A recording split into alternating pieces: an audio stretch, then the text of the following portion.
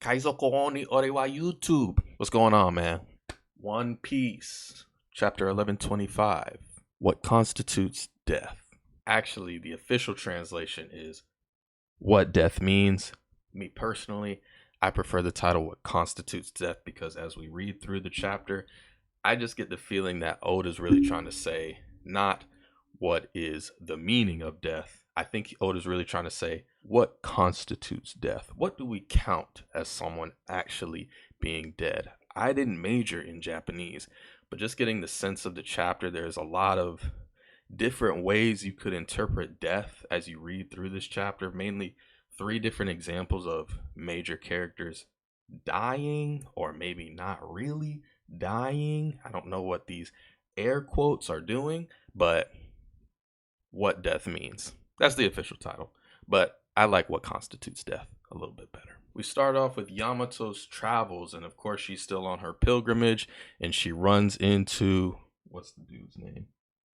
Minamoto. I have a computer right here. I could just look it up. Minamoto, the guy that was kind of training Frankie while Frankie was in Wano, but really it probably should have been the other way around because I'm sure Frankie's way more of a master builder than anybody that was in Wano.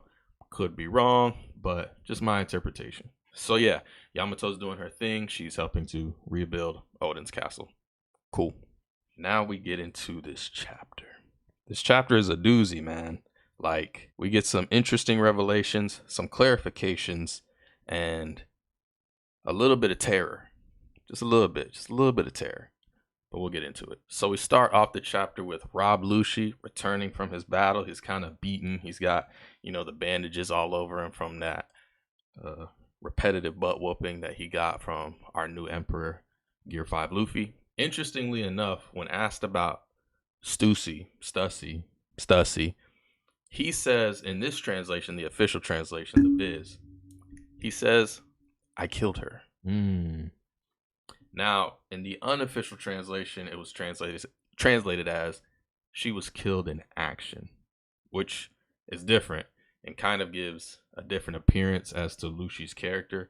I think there's major character development here.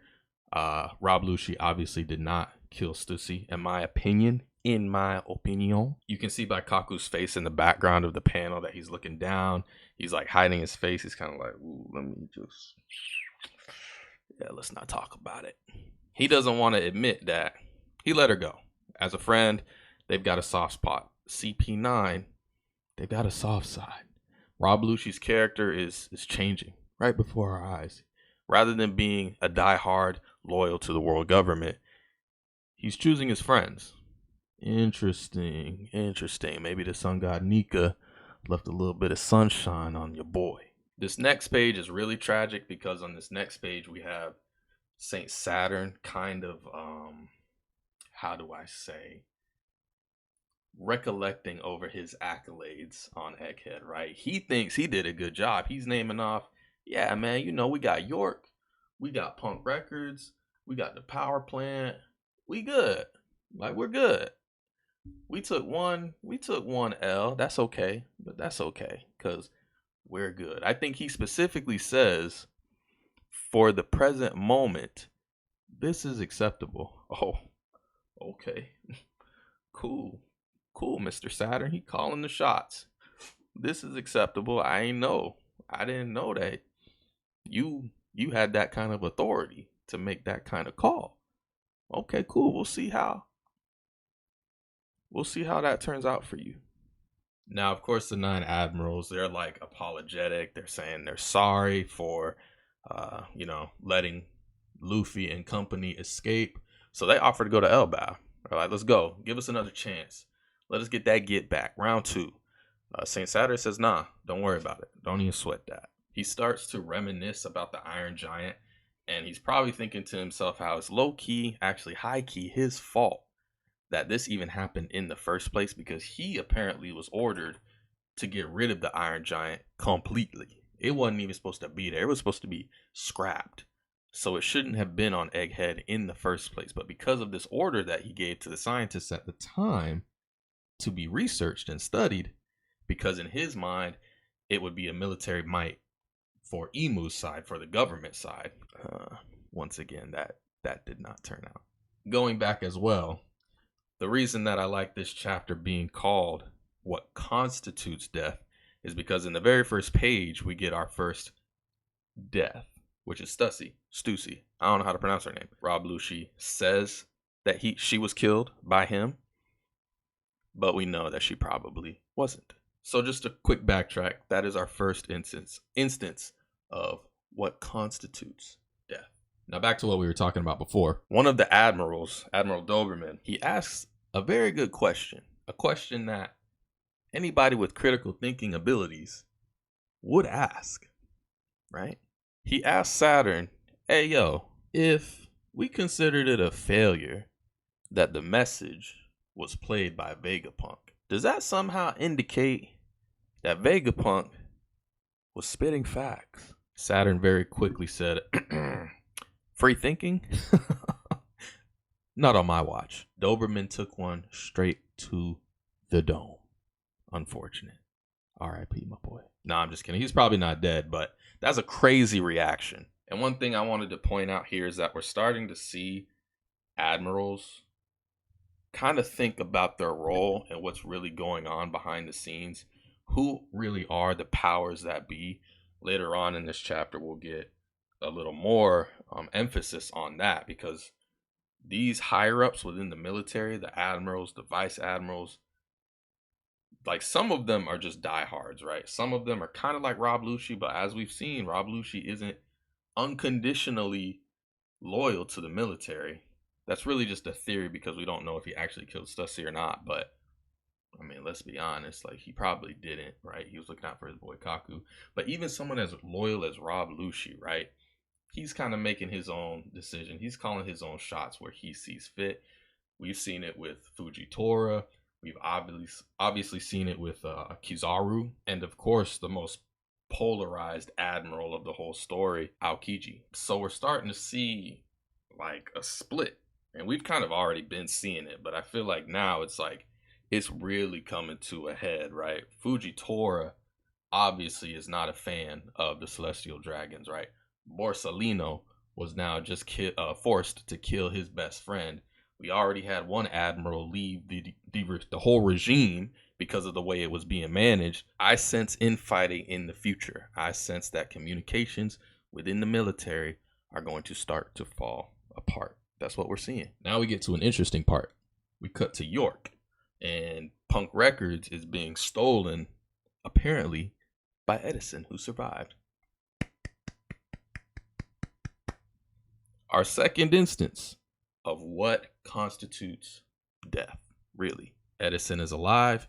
He uses the cloud plant to basically float Vegapunk's brain away from Edhead. He took Punk Records to keep it out of the hands of York and the world government. We then cut to the people that we all love so dearly, the Celestial Dragons. They're bugging out because they're running out of food. They're killing the chefs because the chefs don't have the right food. They're putting all the blame in the wrong places, as they do so well. R.I.P. Gordon Ramsay of chapter 1125. He also took one to the dome. But again, the world of One Piece is starting to fall apart. The powers that be are really not happy. The Straw Hats have shaken things up. Actually, really the world. Actually, this is probably more of a result of the revolutionaries.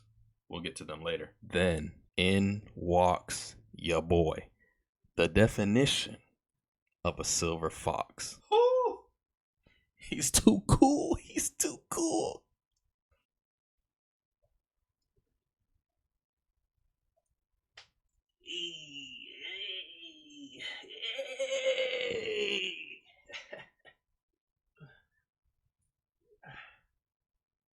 Oh, block, baby.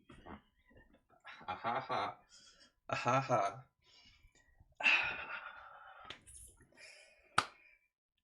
Don't mind if I do pull up a seat right here in front of all you slackers. Saint Garling Figarland. Swaggerlicious definitions make the girls go crazy. That boy pulled up into the room of the five elders. Too cool. He just walked in with a cape. A cape and a suit?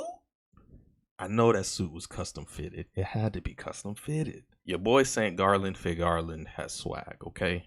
So Garland enters into the room of the five elders without permission. He said, I don't need to ask for y'all's fools forgiveness or permission. I don't need nothing from y'all.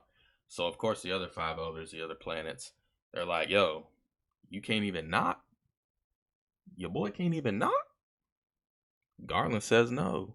He goes on to state that York is now under his direct supervision and that he is the godhead of the Science and Defense Division. The other elders saying, wait a minute.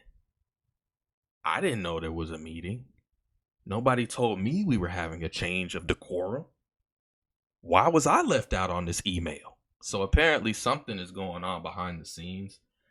Eam just appointed Garling of her own volition, which makes sense, right? Like, why would she ask anybody's permission? But just the way he walked in, so smooth. Like, he knew. He just pulled up the chair and he knew. He sat right down. He says, let us do the utmost to improve it together, my fellow elders. And by it, he's talking about the world and the world being thrown into chaos because of all the information that Vegapunk has spilled to the entire planet. There's an interesting point, and this point kind of goes into some theories that I've had, which a lot of other people have had as well, about the link between the universe, like the cosmos, the literal planets, and One Piece, right? So the five elders are planets. Saint Figarland Garling, for obvious reasons, represents the moon, right? Luffy's character, Sun God Nika, big surprise, is the sun. So it begs the question, what would Im-sama be? What would Imu be in reference to the cosmos, right? The universe. In my opinion, it's got to be the earth. It's got to be the earth. Mother Nature.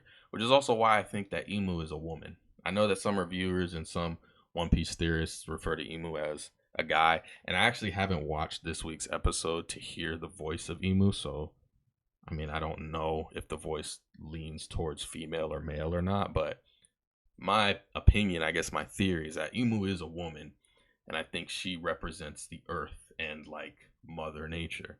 And if that's true, then for Garland representing the moon, as his beautiful haircut would suggest, I feel like Garland, I keep calling him Garland. I'm like fusing both of his names together. Garling is going to be the closest one to Imu-sama and possibly the biggest threat when it comes to the five elders as a whole. We get to the next page of the chapter, page 11, and it's not looking good for your boy. This would be the next instance of what constitutes death. This would be the next point where we ask that question. But really the answer is, it's only one thing that constitutes death in this instance for Saturn. And your boy is just 6 feet under, man. In the worst way possible. Saturn starts choking ferociously. If I didn't know any better, I'd think Darth Vader was off screen somewhere just force choking your boy. He's grabbing his throat and it literally looks like he's like hacking up hockey, which normally might be dope. But in this case, no, you do not want this. All the admirals start freaking out, of course, because they're seeing one of the world's, I mean, to them, it is the world's most prominent leader. Is literally his life force is being sucked out right before his eyes. His life force is being sucked like a straw through his ears. They can see it. Your boy Saturn is in a dire situation. And he starts like rotting. Literally, he starts rotting. He's begging Imu-sama, please, mercy, king, mercy. Imu's not hearing any of it. And Imu says something very interesting. As they're telepathically communicating, Imu says, why did you let Joy Boy escape? To me, that's kind of important that she chose that exact phrasing. That's the official translation. I can't remember what the unofficial translation said, but I think it was basically the same thing. She refers to Luffy clearly as Joy Boy. Now, does she mean this literally, or is she just referring to The similarities within their power, we don't know, but it gives a hint as to how Emu views these devil fruit powers. She specifically refers to Luffy literally as Joy Boy. So it seems like Emu has this view that if you got that power, you are like that person. And it's possible, true, it's very possible that she just refers to him as Joy Boy because she's got this trauma from this giant L that she took 900 years ago, or it would have been like 800 years ago. But this giant L, so like when she sees any power that's reminiscent of Joy Boy, she's like, that's Joy Boy. That's Joy Boy. Gotta kill him. Gotta get him. Can't let him go. Like she's just like, it's like trauma for her. And so that's why she refers to Luffy as literally Joy Boy. We'll have to wait and see what she really meant by that. It could be a sign of something more literal later on. I hope not. I hope that Luffy obviously is his own person, which is the way I personally think Oda would go with the story. I don't think Luffy is literally Joy Boy. But there could be more to that statement than meets the eye. We'll have to see. But yeah, again, RIP the GOAT. And when I say the GOAT, I don't mean greatest of all time. I mean the GOAT as in the demon, Saint Garcia Saturn.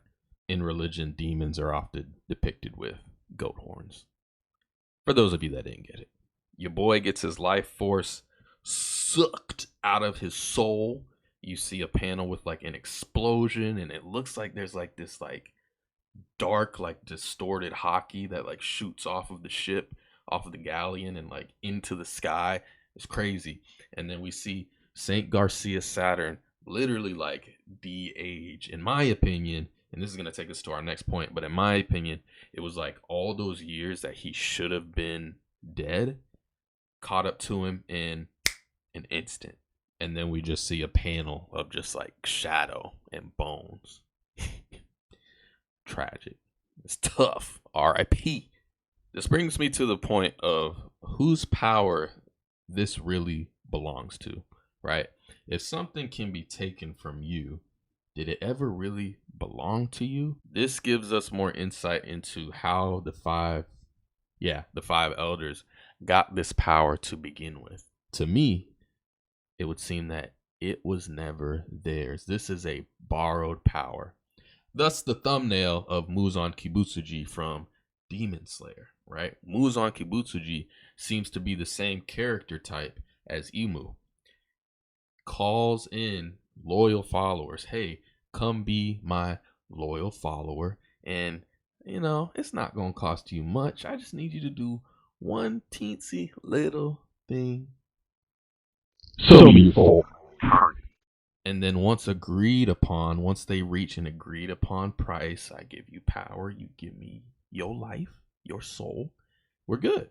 And then this borrowed power is now theirs to use at their own discretion. But wait, there is a disclaimer.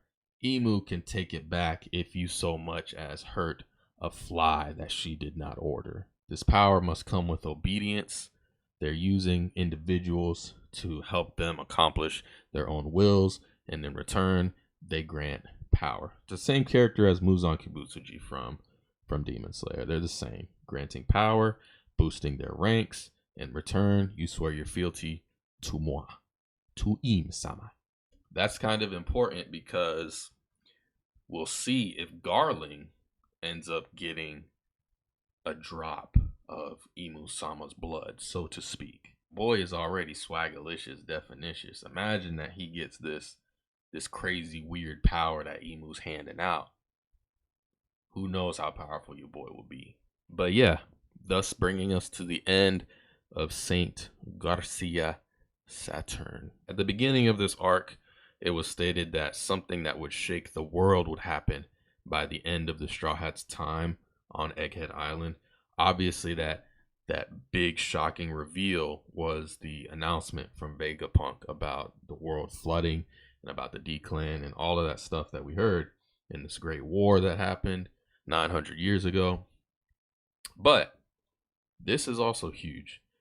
The five elders are unbeknownst to most people within the One Piece world, but this is huge for the Marines, as we've mentioned before, and it could have some strange effects upon the ranks, specifically with these 9 vice admirals that were present and that they witnessed all this weirdness. They witnessed Saturn summoning his other elders. They witnessed these crazy demonic monsters that were running around trying to chase the Straw Hats. They saw one of their fellow elders take a shot to the dome from St. Garcia Saturn for just asking a question. So I don't know. Maybe Oda has plans for these 9 admirals to kind of be like almost like whistleblowers later on within the story. We'll have to see. What constitutes death? Again, going back to that theme and that question, kind of circling back a little bit to Edison. So, of course, St. Garcia Saturn, his death was, he ain't coming back. I know Oda is the god of fake out deaths. Saturn ain't coming back, yo.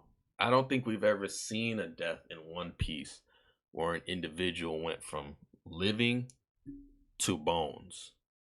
Like within the same page. I don't think we've seen a death like that. So I think your boy's done for.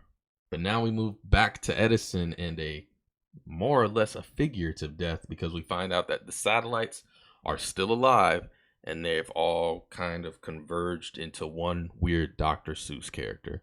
I swear Oda loves these weird Dr. Seuss character looking designs.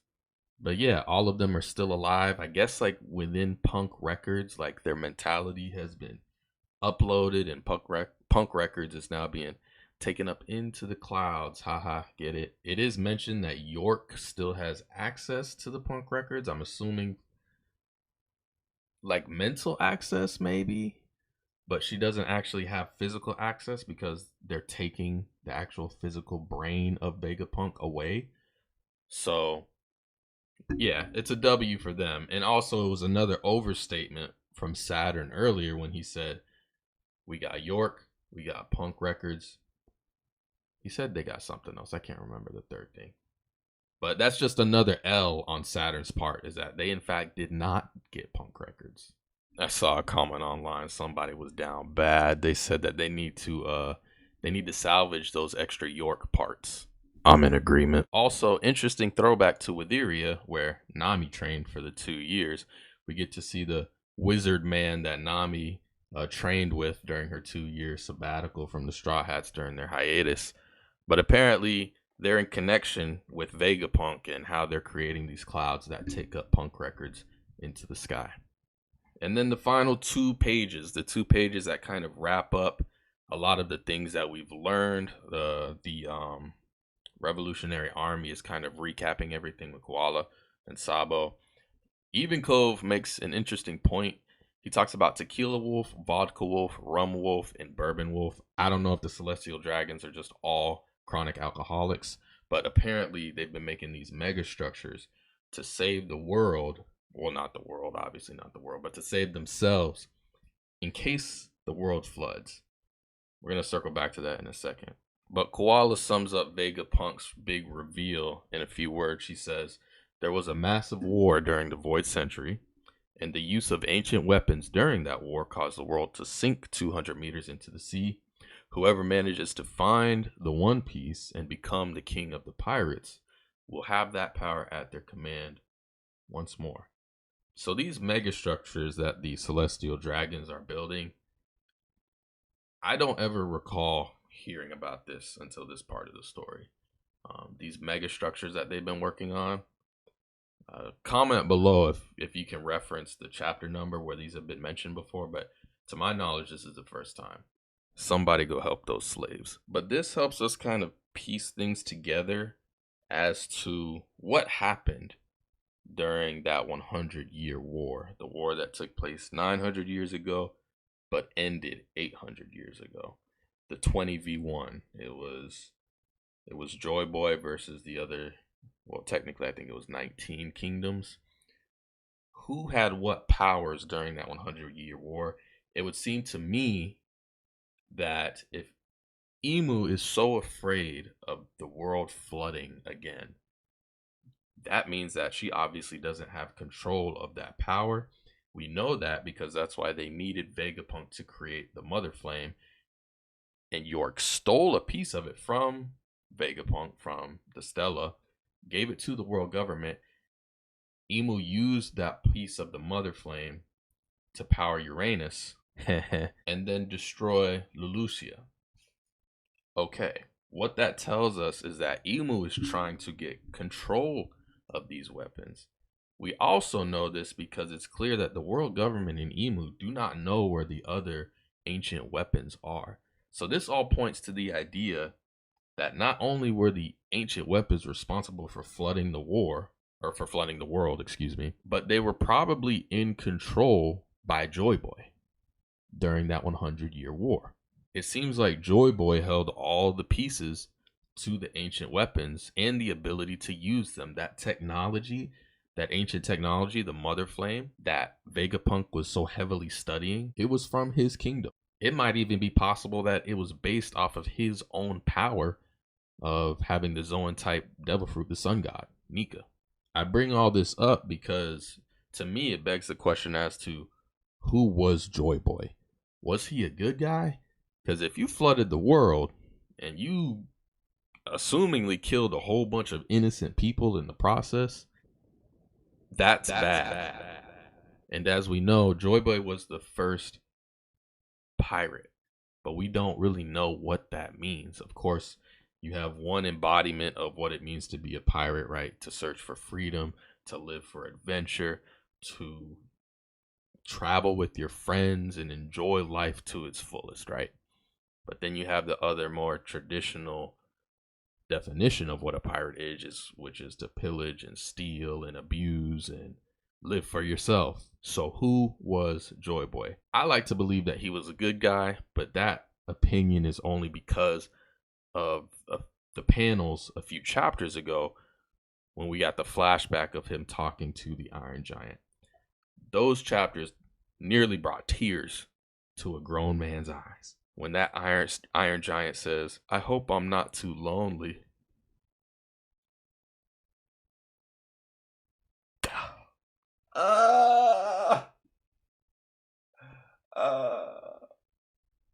Your boy was hurt.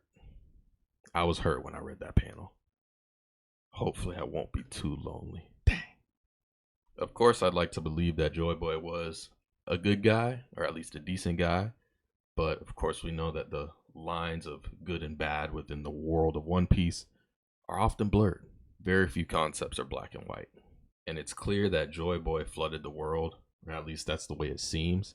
And he left the means of doing so again at Laugh Tale, which is why Emu is trying so hard to stop pirates. I would almost say Emu is based if we didn't witness her wiping Lulusia and all of its citizens off the map in an instant. And a kind of cool moment at the end of the chapter, but hopefully we don't get blue balled here. Dragon says he's going to do some stuff, but we know he never actually does some stuff, so we'll just have to probably wait another 2 years before that actually plays out. He makes a good point, though, about the further falling of the world, that people aren't just going to wait for the world to flood in order to secure safe land. They going to start the infighting today, right now, in order to secure their safety, just in case the world does flood, because we all know that One Piece is getting found soon, and it's looking like that could spell the control of the ancient weapons, and thus the flooding of the world. 1125 was a great chapter, man. It was a good chapter. It was a good, solid chapter. I'd give it a 7.5 if I was rating it on a scale of 1 to 10. Yeah. I mean, it's the wrapping up of the arc. I feel like this should be the last chapter of Egghead Island, right? I don't feel like there's going to be any more lore dumps, any more big information dumps after this. We move on to the Warrior Island. We go into ELBAF. I never expect a whole lot from the concluding chapter of an arc, as you shouldn't. Like, it's the conclusion. We're wrapping things up and getting into the new. But for a final chapter, it was exciting, and it gets us excited for new stuff. I feel like this is one of the first arcs in One Piece where we got more answers than questions. Obviously, we still have questions, but I feel like we got slightly more answers. Like, the bigger piece of the One Piece world and what's actually going on, if you start to glue everything together, we can kind of figure out what happened during the 100 Void Century. During the Void Century, obviously we don't know everything. We don't know motives.